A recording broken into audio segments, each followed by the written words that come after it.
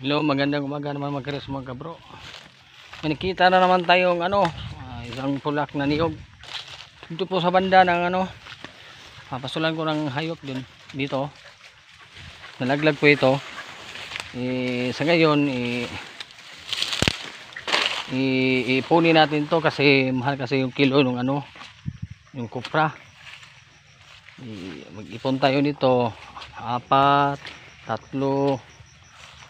3. Ito pa mga karels mga kabro. Nakita na naman din tayo. Punta ko dito sa sa hayop po sa pastulan nila. May nakita tayong pulak sa amin dito, ng pulak na niyog, yung lagas na lubi o laya.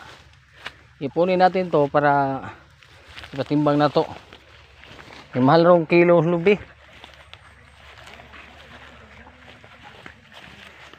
Okay, bye bye. Thank you. Next video na naman. Thank you for watching.